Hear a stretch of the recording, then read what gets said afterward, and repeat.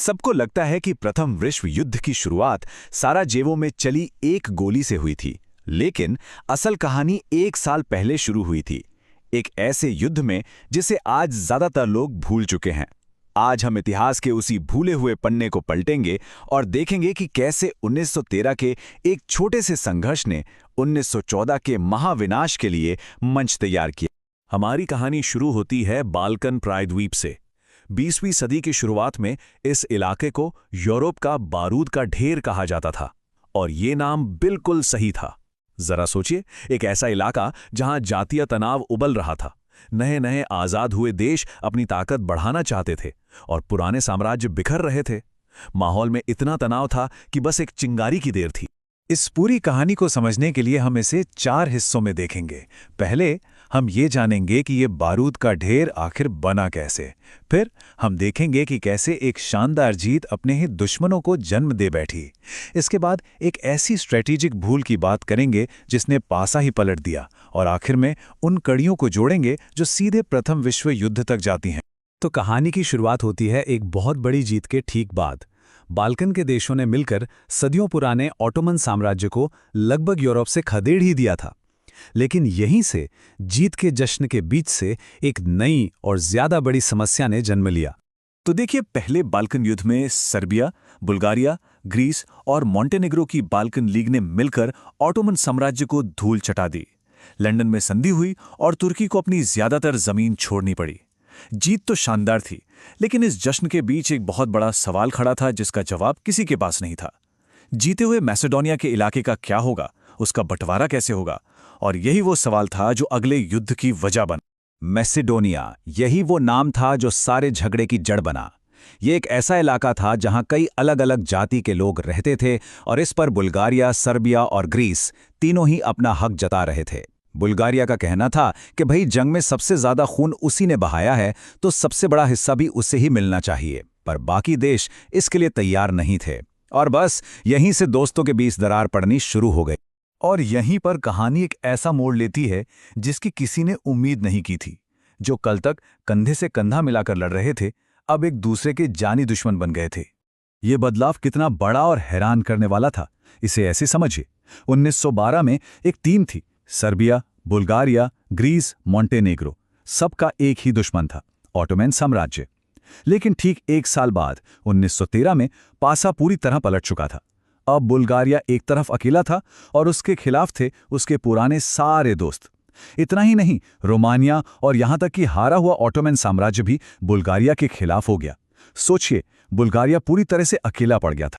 यहां एक बात बिल्कुल साफ हो गई थी, एक साझा दुश्मन के खिलाफ बनी दोस्ती जीत के बाद जमीन और ताकत के लालच के सामने टिक नहीं पाई।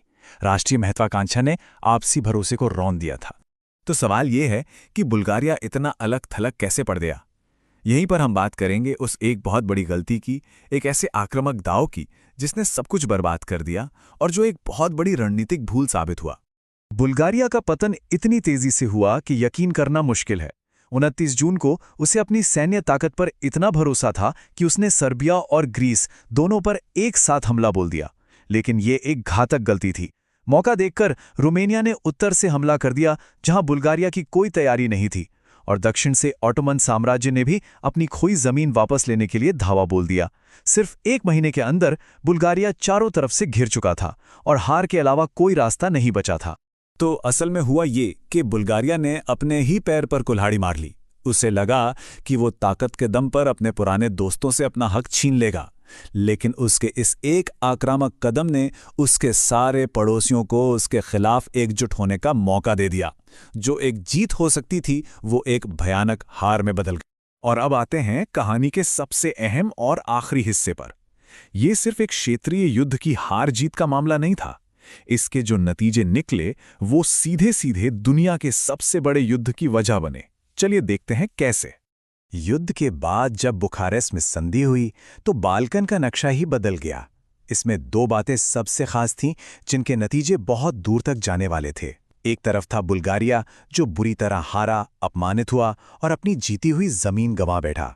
उसके मन में अब सिर्फ बदले की आग थी। और दूसरी तरफ था सर्बिया, जो अब पहले से लगभग 2 गुना बड़ा और ताकतवर हो चुका था और बाल्कन की एक नई शक्ति बन के उभरा था। अब देखिए, कैसे एक एक करके विश्व युद्ध के सारे मोहरे अपनी जगह पर आ रहे थे। एक तरफ ताकतवर होता सर्बिया और स्लाव राष्ट्रवाद ऑस्ट्रिया हंगरी साम्राज्य को अपने लिए एक बहुत बड़े खतरे की तरह लगने लगा। दूसरी तरफ अपमानित बुल्गारिया बदला लेने के लिए नए दोस्त ढूंढ रहा था और उसे वो दोस्त मिले जर्मनी और ऑस्ट्रिया हंगरी के रूप में। सर्बिया के पीछे रूस खड़ा ही था। अब यूरोप साफ तौर पर दो दुश्मन खेमों में बंट चुका था। और यही इस पूरी कहानी का निचोड़ है। दूसरे बाल्कन युद्ध ने ही उस विस्फोटक स्थिति को जन्म दिया था। ऑस्ट्रिया हंगरी और सर्बिया के बीच दुश्मनी को इस युद्ध ने उस चरम पर पहुंचा दिया जहां साराजेवो की एक गोली पूरे महाद्वीप में आग लगाने के लिए काफी थी। इस युद्ध के बिना शायद हालात इतने कभी नहीं बिगड़ते।